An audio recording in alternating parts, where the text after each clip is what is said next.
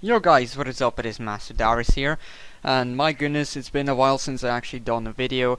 I know I have been bloody inactive and haven't done much of a channel at all, and basically there's been a good reason for that, and I haven't had any inspiration for the last 3 weeks to actually do any videos. And if you don't have any inspiration, if you don't have the compassion to create videos, then it's best to not create any videos at all, because if you force yourself to create videos, these videos will be lacking in the maximum content, the maximum quality that they could have if you actually had the compassion. But yeah, anyway, so I got a little topic I want to discuss today. I'm really hyped for Halo 5. It is coming. It's just around the corner, about 2 weeks. Maybe even less now. Actually it's exactly 2 weeks, and yeah, I can't wait for it. There's gonna be a lot of stuff I'm gonna be doing, and I'm actually gonna be active when H5 comes out. But yeah, there's gonna be a lot of videos which I'll be posting leading up to Halo 5, a little bit of a marathon multiplayer life thing, which you'll see very soon. It's gonna be very fun. Can't wait, I'm really hyped. It's gonna get my hype going, and hopefully should get some of your hype going, so it should be a cool event. But anyway, the topic for today is basically boss battles in Halo. Now, we know that boss battles is going to be something important. It's not going to be something that players will forget about in Halo 5. It's always going to be present in Halo 5 Guardians. And it's not just going to be in Warzone. We know that Warzone will have many boss battles. You have the normal bosses and the legendary boss battles. Now, the normal bosses, they do appear in the campaign. I think every single boss present in Warzone will have some involvement in the campaign. The bosses in Warzone which are not legendary, are worth around 20 points in Warzone, and they are pretty much every single one of these bosses are present in campaign as normal enemies, basically higher ranked enemies, and they're quite common. More common, of course, in legendary boss battles. They could be like a one-time character in the campaign. Of course, for example, you have the Knight Marshal and Knight Champion. These are basically higher classes of Knights, new classes as well. They're going to be present in the campaign as higher ranked enemies. There's quite a lot of them, but they're rare compared to the cannon fodder of these factions. And basically, they're going to be less bullet spongy compared to Warzone. Warzone, you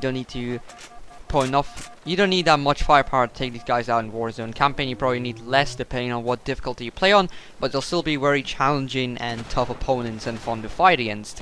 And then we come to legendary opponents. Those are the big guys, and I believe they should all be present in the campaign as well. We know that the Warden Eternal is going to be possibly the main force of threat in the campaign, maybe together with a few surprises. We'll see, but we know that the Guardians and the Warden and Julum Dama are going to be quite big in Halo 5 story. Warden, of course, maybe the biggest threat, based on the trailers we've seen.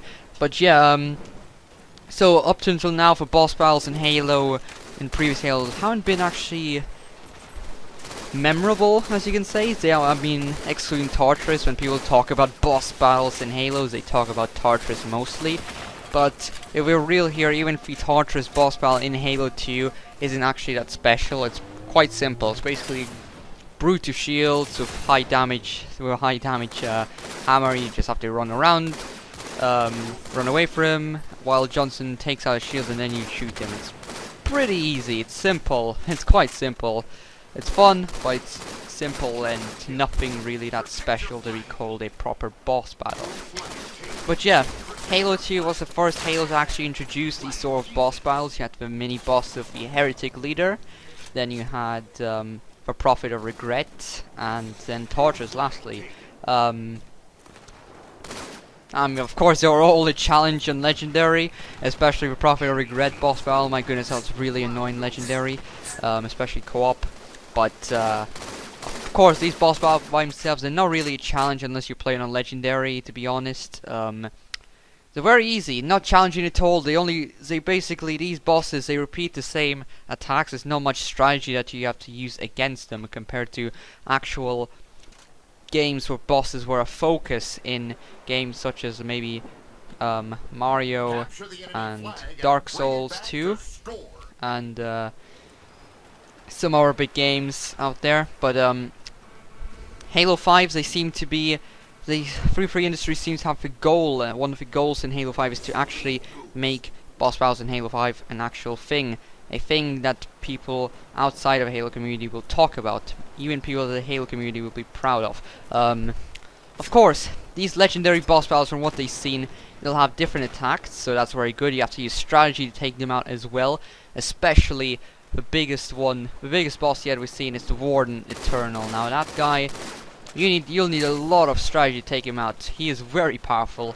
We've seen in Warzone, my goodness, if you haven't seen the Warzone gameplay of Raid on Apex 7 Radio Up Live's channel, I highly recommend you do check it out, because it does feature a awesome map and the Warden Eternal as a boss battle. And we know the Warden Eternal is possibly going to be main threat in Halo 5. And we do see, in the latest Halo 5 trailer, we did see Blue Team go up against the Warden in the campaign, and we also know that Locke's team encounter the Warden Eternal sometime throughout the campaign. We saw that in E3 gameplay demo. Now, the Warden Eternal seems to be yet the most promising boss we had in Halo. He has a lot of potential to be a very good boss, mainly because of his high variety of attacks he pulls off, and also how much damage he can take, and how much strategy is needed to actually take him down. You can't go in there and be like a mongoloid, you're gonna get destroyed by him. You have to have strategy to take him out and work together as a team, of course. Even as proven in that Warzone gameplay. The Warden has many different attacks. He has, of course, his cool laser eyes. Pshum! They can disintegrate his opponents. He has his long sword, and he has the lunging ability, similar to the Knight, so he can lunge super hardcore. And then, of course, he has the Force ability, like Darth Vader. He can strangle his opponents and throw them around. He has Force pulses as well, and also he has some magical shadow balls that he can produce with his arms and send them flying at people. And I'm not sure if he can teleport or not. I don't think so. Maybe he can. But yeah, he's also very fast and agile with his sword. So there's a lot of attacks he has, which is good. So you won't see the same attacks pulled off by bullet sponging bosses over and over again. Destiny. And also there are other bosses in Halo 5's Warzone which do have potential to have quite unique boss battles as well, such as the Knight Strategos. Now, we've seen in Warzone, we haven't seen that much gameplay of him because a Phaeton can easily destroy him actually.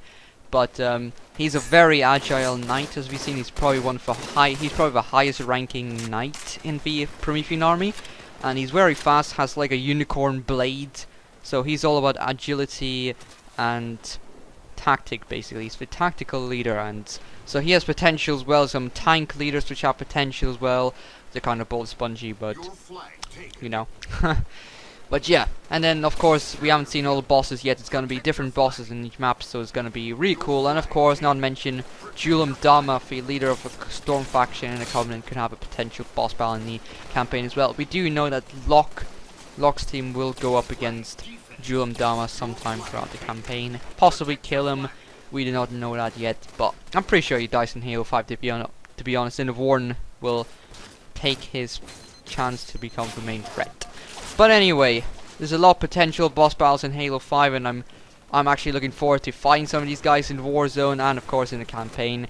I want to see how the Warden Eternal looks out. He looks to be the most promising boss battle yet in Halo, and he could be a very unique one and be even a better boss fight than other great shooters out there such as Destiny. The Warden Eternal looks definitely a better boss battle than all of Destiny's bosses. I'm not sure if the Warden will actually stack up against some of these greater boss battles from like the Dark Souls series or anything like that, but we'll have to wait and see. He does have potential.